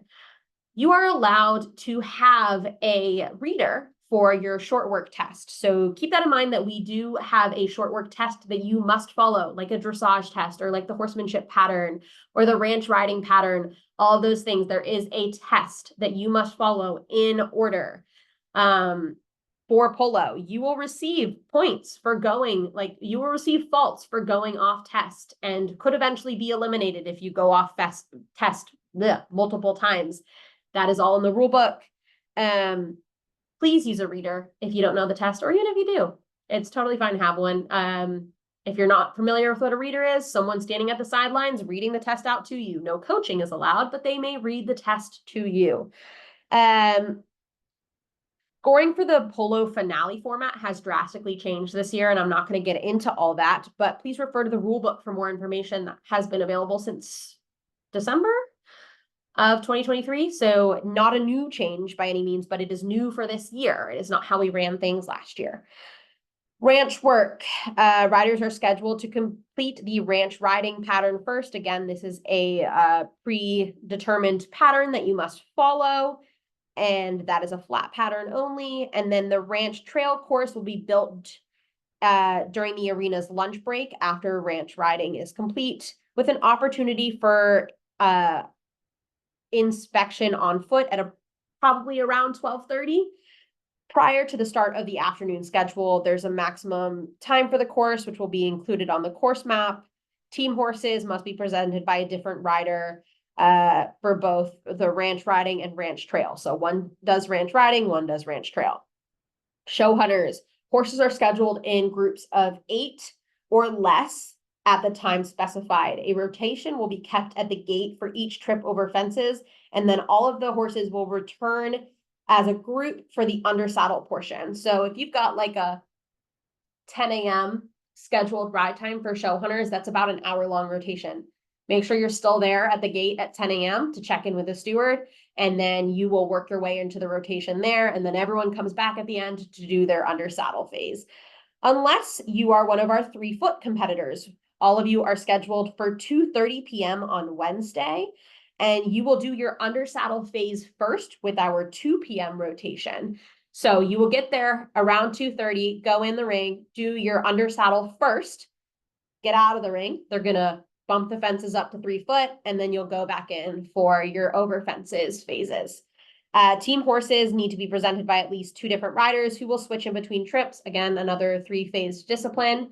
So however it works out for you guys, someone does the undersaddle and someone does both courses, someone does one course, however it works for you all. For all of our jumping disciplines, you should perform a courtesy circle or at least wait for the judge to signal, whether that's by bell or whistle. That will be told to you ahead of time for you to begin your course. So do not begin your course until the judge has indicated to you that they are ready for you. And that's for all jumping phases. Show jumpers. This is a long one. Horses will enter the arena, approach the judges stand to salute, and will start their phase 1, which is the flat work pattern, another predetermined flat work pattern. Make sure you know it. It's in the rule book. At the sound of a whistle, bell, whatever the alert sound is, we'll make sure you guys know what that is. And then at the sound of that, at the sound, you will proceed to your flat work pattern. There is a tutorial linked here too to show you how to ride the flat pattern. That is super helpful. So take a look at that. You can start tracking in the direction of your choice, and you should be making large circles, taking up as much of the long side in front of the judges as possible. Following the conclusion of your flat work phase, horses will proceed without stopping or waiting for a signal to complete phase 2, the gymnastic phase. Dropped rails or disobediences in the gymnastic will be reflected in the impression score. So following the gymnastics, trainers will commence phase 3 and will continue without waiting for a start. So again, you're not waiting for phase 2 and phase 3. You are not waiting for a start signal, but you have a break of no more than 45 seconds between the gymnastic and phase 3. This course will be ridden for optimum time as it is posted on the course map. A timer display will be used. Following the conclusion of phase 3, you now will wait for a start signal. Trainers will wait for a start signal before commencing phase 4. Phase 4 is not timed and will present turning or adjustability questions that will allow the trainer to demonstrate the horse's suitability for show jumping. This round may include fence options. Speed will not be rewarded at the sacrifice of balance, adjustability, or jumping form. A timer will not be displayed. For team horses, the first rider will present the horse for phases 1 and 2, then exit the arena and switch riders. The steward will rotate the second rider back in to complete phases 3 and 4. We have gone over the jumping discipline faults, so that's great. We can skip over that. Hopefully you guys remember that. Ride times and stall assignments. I don't really think I need to go over this. I think you guys know what that is, but ride times and stall assignments were posted yesterday. You can see them on your horse's entry profile on our entries list on the public facing end of our website. There is also a stabling chart posted and a ride times list posted as well. If you have any trouble finding that, let us know. If you take issue with your ride times, it is a little late, but if you take issue with your ride times, you must come to us with solutions only. Say, hey, I talked to rider X on horse number blah, blah, and they said that we could switch our show jumper times. So I would like this time and they would like this time, and I'm going to pay you that $75 change fee. Please send me the invoice. And I have CC'd the trainer on here, and they are going to respond and say that they also agree to the change. Only one of you needs to pay the $75 change fee, but that is how to change your ride times if you want them changed. Please do not just come to me and ask for your time to be changed. So you need to network with your fellow trainers and see who would be willing to switch ride times with you. Email me with the proposed change. Same goes for stabling, but I don't really think any of you need to change your stalls for any reason. But if you take issue with your stabling, come to us with solutions. All right, I'm going to, anything to add? I just talked really fast for a long time. I have a couple things that I actually forgot to mention. So, gonna circle back to stabling. I forgot to mention that you guys don't have to strip your stalls, which is kind of nice, kind of important for you to know. You don't have to strip your stalls, you don't have to clean them out when you get ready to leave. You can leave all the shavings and all the shit that you want. KHP will clean them out for you, so that's not something you need to worry about. That was pretty much it. Do you care to talk about JC name on health docs? That's a good idea. You want to talk about that? And Jockey I was Club gonna name? give another little reminder.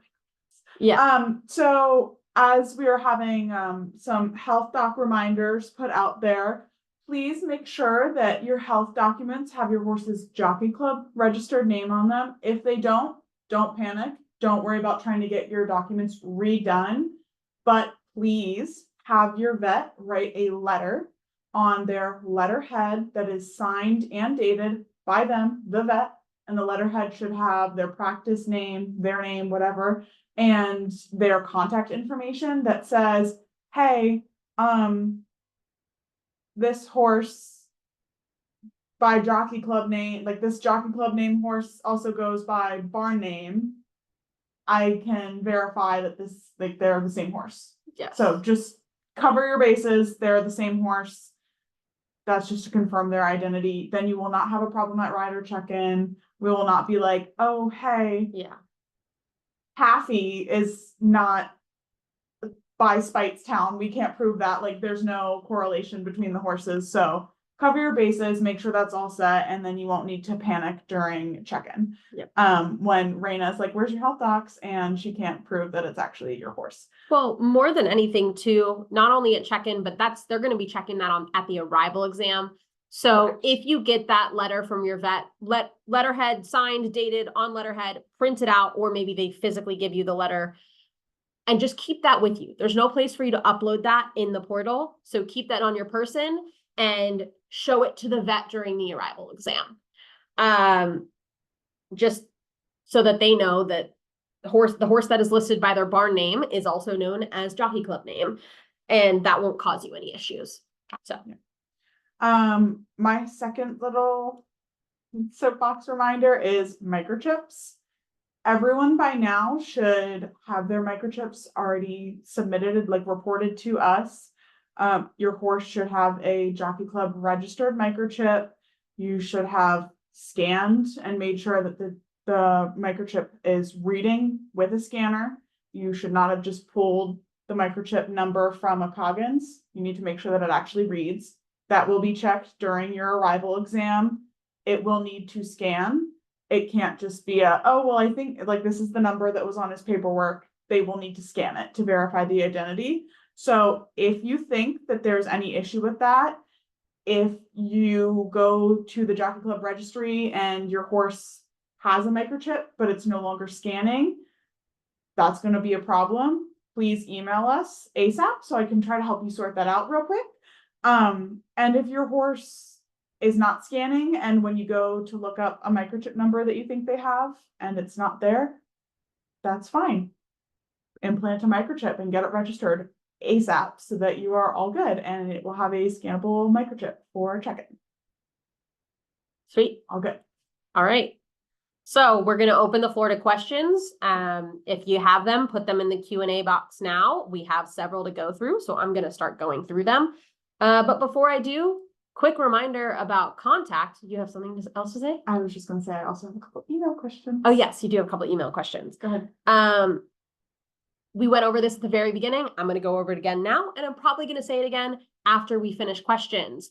It's like the second thing in the newsletter that went out. Between now and October 4th, the best way to get into contact with us is email, secretary@vrp.org. If you have questions about anything, send us an email. Don't message us on Facebook. Don't message us on Instagram. You can call the office and leave a voicemail, but the best way to get in touch with us is email. If it's something that warrants a phone call, we will call you. But we tend to not answer the phone. We tend to let you guys leave voicemails and call back from there. Sorry, we are Zillennials at the end of the day. We don't like answering the phone. After October 4th, so starting October 5th, if you have any issues with, check-in, stabling, any questions of the sort that you would normally email to us, we will now be on the road. We are going to start our drive down to Kentucky on October 5th, the Saturday. So Molly's number is in that newsletter. You can text her, you can call her, but I would suggest texting her with whatever your question is. If it's anything with stabling, all that, and make sure you always include your name, horse's name, bridle number. If it's stabling related, stall number, whatever the problem is, all that good stuff. We are here to help you, but you need to use the proper forms of communication. I know a lot of you will be tempted to use the Facebook group. We have a pinned post about appropriate use of the Facebook group. Don't use the Facebook group for rules. Don't use the Facebook group for anything that really should be asked to an official. If you're asking for advice, that's fine. Advice is fine. If you're asking for like, hey, does anyone have an extra saddle pad? I seem to have forgot all of mine at home 8 hours away. Cool. That's fine. We love that.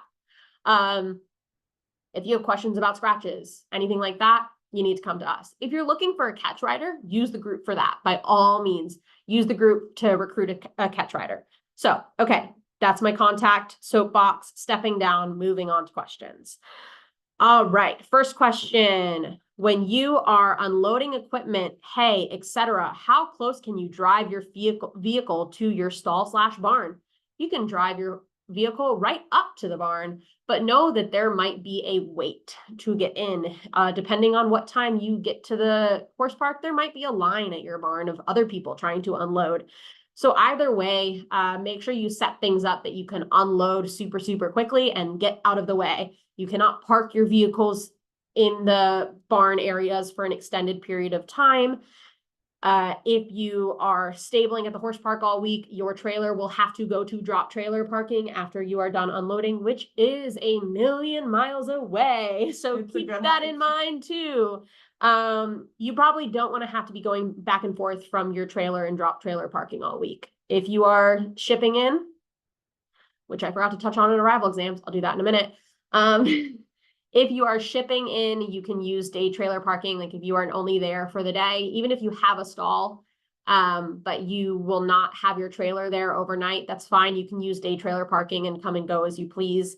But if you are going to be there for the whole week and your horse is staying, anytime your horse is staying overnight and your trailer has to stay on property overnight, it's got to go to drop trailer parking. And your vehicles, your trucks, your trailers, whatever, cannot stay by your stalls, but you can pull up directly to your stall to unload quickly and then get out of the way so everybody else can do the same. Very quick on ship-ins, you obviously don't have a stall, so you won't be waiting at a stall for the arrival exam. You will check in and then you will head straight to barns 1 through 4 and you will complete both phases of your arrival exam. That's it. That's all. That was quick. All right. Question 2, is there a specific time for the cross-country course walk on Tuesday, or is it open all day on Tuesday? It is open all day on Tuesday. Don't go in the dark, but like it's open all day on Tuesday. And don't go during don't go at 6 p.m. on Tuesday because pop quiz, do you know where you're going to be at 6 p.m. on Tuesday? Wait to see if someone answers that. Question number 3, do you sign up somewhere for ticketed schooling, or is it a first come first serve basis? Do you just hand them the ticket? We did answer this one. It is first come, first serve. You do not sign up anywhere except for prop schooling, which is not ticketed. You do just hand them the ticket. Yep. You do not have to, if you need to bring someone with you and have them hand the ticket so you're not handing it off the horse, that's fine. But make sure you bring your ticket with you when you're taking advantage of ticketed schooling. They're just like little raffle tickets. Yeah. Like, you want to show them the yellow ones? They'll look like this. They're just happy little tickets. They've got smiley faces on them. They'll just be green instead of yellow. Yeah. I purchased 2 at 2 different times. This is for the party. for a total of 4 tickets. 2 of them say 10-11 and 2 say 10-12. They are all for 10-11, right? They were the same price. That is correct. We had a little bit of a typo carryover from last year. So some of your email confirmations and such might say 10-12, October 12th on them. The competitor party is on 10-11. So unless you purchase tickets for the VIP lounge, but the VIP lounge is not the same price as the competitor party. So you should be all set there. Are there age restrictions for trial rides? Technically, I would say there probably is. They should be over the age of 12. But for trial rides, like, just make sure that their parent signs a waiver for them and they have a wristband. The general rule in the rule book is that they must be able to guide the horse independently. So they must not need, like, essentially a pony ride. There is no double riding except for the exception of freestyle. So you can't just plop a kid on your horse's back with you holding on to them. Your horse, if you are putting a child on a horse, they must be able to steer and control that horse on their own. So if they are under the age of 12 and can do that, that is okay. They just need to sign a waiver. Can a catch rider be an accepted trainer who was accepted for this year but isn't competing themselves? Example, they didn't make final entry or had to scratch. Yes, as long as they were accepted for the 2024 Thoroughbred Makeover, they are eligible as a catch rider. That's a great question. So there are plenty of people that didn't get to compete this year and might still be coming as a volunteer or whatever it is that would love the opportunity to catch ride for you guys. As long as they went through the trainer process and they were accepted, they are an eligible catch rider. Of course, if you're an individual entry, they need to be of the same status as you. But apart from that, eligible to catch ride. And if you're in a jumping discipline, they must have had their jumping restriction lifted. Okay. Do we have to use a back number for competitive trail, or can we pin a number to the saddle pad? For pretty much any of the disciplines, you can pin the back number to the saddle pad, but you do need to pin it to the saddle pad. So you want to have the bridle number on the horse's face and then the back number pinned to your saddle pad or on your back. But that is perfectly fine. It doesn't need to be on your back, but it does need to be somewhere for most disciplines. One or the other. Yeah. Did you say there is non-ticketed schooling available on Monday? Yes, that is also on the schooling schedule here. I can go over it a little bit, but there is non-ticketed schooling available every day. There's hacking around the horse park. You can with that, outside of the bounds of competitive trail, cross country, and field hunters, you can hack all around the horse park. You got a ton of places to go, but most of the warm-up arenas are open for non-ticketed schooling. None of those are ticketed. So you have the trial arena with the lunging pad, whatever you want to call it, which is by the covered arena, walnut schooling. So this warm-up arena for dressage and eventing dressage, double warm-up, which is the warm-up arena for eventing show jumpers, and show hunters. And then there's a lunging pad, which is like way kind of like, I think, past the round pens and where the old Deaver's office used to be. There is a map too for you to find all those, but those are open schooling until 6 p.m. So from noon to 6 p.m. on Monday, all of those arenas are open. Same thing on Tuesday, but from 8 to 6 p.m. and same thing Wednesday, Thursday, Friday. So there's plenty of places for you guys to school and ride in arenas in the lovely footing of the Kentucky Horse Park. That is not ticketed. Do we need a letter from the vet for health doc if the micro number is listed on the doc, but not the jockey club name? Can we flatten the covered arena in the AM before the finale? Will show hunters at any point have an in and out, one stride or two stride? For number one, to be safe, if your horse's barn name is on their any of their health documentation, but their jockey club name isn't, I would still have your vet write you a letter saying, hey, the horse that is referred to as Bob is also known as Smarty Jones. Like, I would just do that just to cover your bases. Just play it safe, because you don't want to have a recheck exam because the health documentation was different. The vets doing your arrival exam are only going to know your horses based off of their jockey club name. We don't have your horses' barn names. They only have their jockey club names. Can we flatten the covered arena in the AM before the finale? If you make it to the finale, you can flatten the covered arena on Friday from 2 p.m. to 4 p.m. You've got the briefing at 9 a.m. Friday morning, and then you have jogs, your finale jogs in like the late morning to early afternoon on Friday. So arena familiarization for finale participants in the covered arena is not until 2 p.m. But you can flat. No jumping. So that's a good wording there. Anyway, will show hunters at any point have an in and out, one stride or two stride? I do not know. I cannot answer that one for you. I don't think so. But I do not know. The courses will be posted probably week of. But yeah, I do not know that. I'm sorry. Practice them. I doubt it. I don't know. Medication rules, USEF, correct.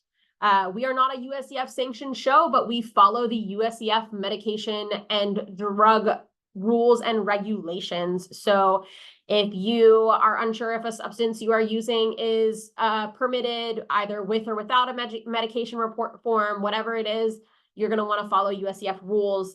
They have a hotline that you can call at like any time and say like, hey, is this substance allowed? And they will tell you yes with a medication report form, or no, not at all. And you might follow that up with, okay, so what are the withdrawal periods for that? Like, how long do I need to stop giving this to my horse so that if they were to be drug tested, it would not show up positive? Just asks them generally, because we are not a USEF sanctioned show. If you say, hey, for the thoroughbred makeover, they're not going to answer your question because they're not going to want to answer on behalf of us, but we do follow their rules. So whatever they say is the correct answer. All right. For people hauling in, where do we park and what do we do for vet check? Okay, so hopefully I answered that one. There is day trailer parking. It is on the map, which is in the newsletter and on the website in multiple places, but there is day trailer parking, which is not a hike from anything else. And you will park there for the day while you're on site. And once you complete rider check-in, you will go get your horse and you will walk on over to barns 1 through 4 to do your arrival exam. And it's super, super simple and easy, but you have to check in first. If my EHV1 is recorded on my health certificate, do I upload that in both spots in the portal? Yes, please. That would be much appreciated.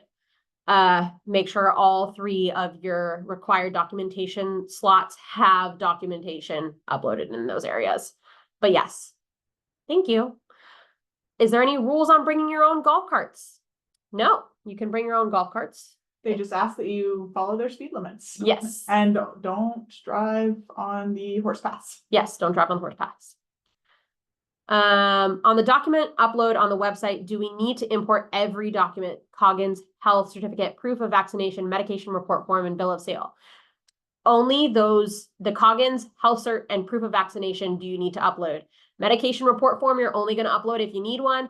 Bill of sale is only for if you sell your makeover horse. That is not for when you acquired your makeover horse. So you are not required to put anything there unless you sell the horse. Then pretty please upload a bill of sale. But the only things you need to get through check-in are Coggins, health cert, and proof of vaccination, which all do need to be uploaded through the portal. If I am competing a horse owned by someone else, is the owner able to ride the horse at the KHP to hack around? Yes, but they must come sign a waiver and get their wristband. But do keep in mind that no one besides the accepted trainer, whether that's the individual, team captain, or team member, should be warming up the horse before the scheduled ride time. They can hack around the horse beforehand, like the day before, whatever it is, or the day after. but only you should be warming your horse up before competition. But yes, absolutely, the horse's owner can hack them around the horse park. Just make sure they come to the info desk, sign a waiver, and get themselves a wristband. For eventing, it's expected to do show jumping with your cross-country vest on and such. Yes, you do not have to, but because of how you basically go straight from one to the other, unless you're a team entry, most likely you're gonna want to show jump in your full cross-country kit. Again, you don't have to. You can show jump with just, your normal show jumping kit if you're able to do a very quick change into your cross-country vest, your penny, and whatever else you might need for cross-country. So it is expected, but it is not required. But you do have a very limited time to change if you don't. When we show up to the horse park for drop-offs, do we pull up to our barn, our stall, to unload the horse? Yes, pull right up to the barn. A lot of people, depending on what your trailering situation is, which really only counts if you either have your horse at a layover facility, or you are local, but a lot of people will try to come set up their stalls first and then come bring their horse and unload the horse. But you can do it whichever way works for you. But yes, you can pull right up to your stall to unload all of your belongings and your horse, but then you got to move your truck and trailer out of the barns as quickly as possible. Please be super efficient so everybody can get in and out of their barns and get their horses settled in. Does the bill of sale need to be uploaded to our portal along with the other documents? That is optional. We've now covered that one. That's only if you sell the horse, not for the acquisition of the horse. Is there one dressage judge at C, or are there multiple like at C and E? Looked at the rule book and could not find. There is only one dressage judge per phase. So you have one judge doing the test, whether that's a training level test or the WDAA basic level test. And then you have a second judge that does the demonstration ride. So one judge per phase, and eventing dressage only has one judge. Just curious, is there a list anywhere for counts of competitors per discipline, pros, AMEs, etc.? I don't believe there's like an actual list, but you are welcome to do some number crunching. That is all available if you use the sort and filter categories on the entries list. And then we might have posted some breakdowns on social media as well. But we do not, I don't believe, have that anywhere clearly listed. But if you need like just a count for the discipline, I can't necessarily do pros, AMEs, all that. But if you just want to know how many people are in show hunters because you're competing in show hunters, email me. Happy to give you that information. If my vaccine record says rhino, is that efficient for EHV1? Yes. Rhino 3, like all those different ones that cover EHV1 are sufficient. It doesn't necessarily have to say like EHV1 vaccine. Can a stabled horse come and go from the stall, like come home for the night and return? Yes, absolutely. A lot of people will do that. They might have a layover facility somewhere else, use that stall kind of as their day stall. That is totally allowed. You can come and go from the horse park however you please. I got a ticket for aftercare after hours. What is that? Ooh, putting me on the spot. Okay. Overall, that is, from what I understand, a lovely social gathering for aftercare leaders, as well as any of you guys, because you are part of the aftercare industry. I believe it's over at Secretariat Center. Do you want to pull that up on the website? And we can do a little plug for that. I don't get to attend aftercare after hours, which is why I don't know much about it, because we will be Neither of us do. at the horse park, maybe helping Jen with scoring or setting up things for the for our lovely stewards and judges for the next morning of competition. So I've not been able to attend. I heard it was lovely last year, so I'm glad you got a ticket for it. And Molly's going to pull up some information about that. We have more questions coming in. For shipping horses, are there day stalls available to sign up for, or is stabling sold out? You can email Molly. There might be a hefty late fee, but we might be able to add you to a barn to use as a day stall. But please send us an email and we'll see where we can fit you in. Eventually, yes, absolutely, we will sell out of stalls, and we can't guarantee it will be prime location. But we will do what we can. No promises here. That's kind of up to Molly. She is the dictator of stabling. I know. Were the props that we submitted on our final entry for freestyle final? I'm not using all of the props. I originally thought not adding anything new, but taking some out. Is that okay? That is totally okay. What you put on your final entry is absolutely not final. It was just to give us a general idea of what to expect in your freestyle routine and to alert us to any of those props that might be disruptive to other horses or attendees. But the judges have no idea what your freestyle routine is. We do not tell them that ahead of time. Same thing with your dressage demonstration ride. So if you need to change things as you go, because maybe things are just not going as planned that day, that's totally fine. You just need to let us know about animals, any disruptive props, all that kind of stuff. But yes, totally okay to change. What is the latest horses can leave on Sunday? 8 a.m. Bright and early, 8 a.m. Horses got to be out of their stalls on Sunday. That's a great question because I did not cover that. If you need to stay later, you need to handle that with the horse park directly and pay them directly for any sort of layover fees.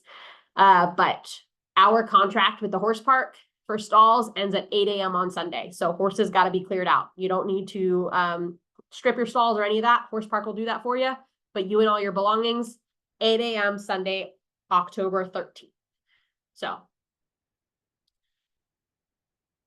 not a question, but just a massive thanks for this undertaking. We're all so excited. Thank you, Katie. We appreciate it.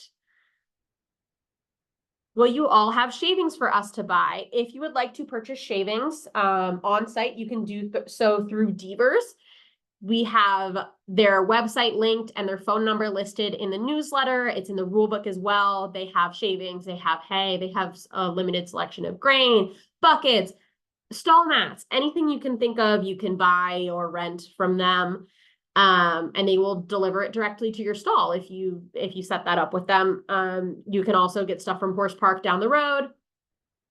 So totally up to you if you want to bring in your own stuff, get stuff from Tractor Supply or order from Devers. Another thank you guys. What you do is amazing and I greatly thank you. Thank you, Lindsay. We appreciate it very much. Did you have questions from before? Oh, do you have Aftercare After Hours? What I gathered from Aftercare After Hours is October 9th at 5 p.m. at Secretariat Center. Mm-hmm. And yes, it is like networking event for people working in and working around the aftercare industry. So it is being hosted at the Secretariat Center on Wednesday, October 9th at 5 p.m. If you have any detailed questions for us or want to chat with us about it, shoot us an email and we'd be happy to talk about it. And we will talk with our staff pals that are more heavily involved with it and get you much better, more detailed answers. That's the secret, is we don't know everything. Okay. So we only had a couple and literally 2 email questions. And one was repeated and answered. The other one was, where do we submit music for the dressage finale and in what format? Oh, dressage finale. Okay, so if you make it to the finale, top 5 in dressage after prelim competition ends and you're competing on Saturday, you will use the same form that the freestyle people use. You'll use the freestyle music upload form. Please don't use it until scores are final, and we will go over all of this in the briefing on Friday morning. But same thing, it's going to be MP3 format. Can you please remind us of the name of the individual / company offering overnight care? Excellent. Yes. Night Watch with Elaine. Elaine Nichols. She's amazing. This is not a required service, but has been literally a lifesaver for many people. She charges a nominal fee, in my opinion, very worth it, to check on your horses for you at night. I think she will even throw grain and hay, top off waters, those kinds of things. But that is Night Watch with Elaine. And she has posted in the trainers group as well. If you email me, I can send you her number. I don't have it right off the top of my head. I can give it to you guys. Oh, you right got now. it? Yep. Okay. So you can text her the name and the stall numbers for any horses you want her to check in on. Again, her name is, sorry, I said Elaine Nichols. It's Elaine Nicholson at 502-604-3786. 502-604-3786. Perfect. Night Watch is amazing. Do we have to be braided for dressage and eventing dressage? I would highly recommend it. It's never required. However, I would treat this show like a recognized show. I would have your horse braided if at all possible. If that's going to cause issues for your horse, if your horse, you know, is going to freak out if you braid them, then don't braid them. Do what's in the best interest of your horse. But the judges will most likely expect for you to be braided. Not required. We can't require that, but they absolutely should be. Is banding manes okay for Western dressage? I can't say I'm super familiar with Western dressage rules off the top of my head, but as long as that is in line with Western dressage rules, then yes, you can band your horse's manes for Western dressage. I don't think braids would be expected for Western dressage. But if banded manes are allowed, then you can band their manes for Western dressage. I don't know off the top of my head if that is legal or not. So don't count me on that. Feel free to email that to us and we can double check. Yes. As well. When I say braided for dressage, I am thinking of traditional dressage, by the way, not Western dressage. What's the Facebook trainer group? Is that the RP Thoroughbred Makeover Forum? No, that is the Thoroughbred Makeover Trainers Only. So it's spelled out Thoroughbred Makeover Trainers Only. If you look that up, that's our Facebook group. There are some required questions you have to answer. It is also linked at the bottom of the webinar, or the newsletter.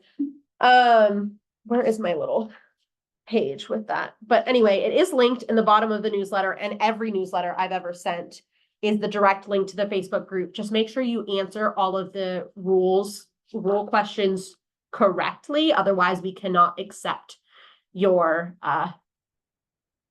ask to join. What's the latest you can upload finale music? We will let you guys know that during the finale briefing on Friday. I'm assuming it is 5 p.m. on Friday, but again, don't quote me on that. But we will let you guys know. We will give you all that information during the finale briefing on Friday at 9 a.m. in the covered arena. No one answered my question, by the way. Do you guys know where you're supposed to be at 6 p.m. on Tuesday, October 8th? Anybody? Lindsay, tell us, where are you supposed to be at 6 p.m. on Tuesday on October 8th? All right, Katie got it. Competitor briefing. Lindsay got it. Competitor briefing. Thank you, guys.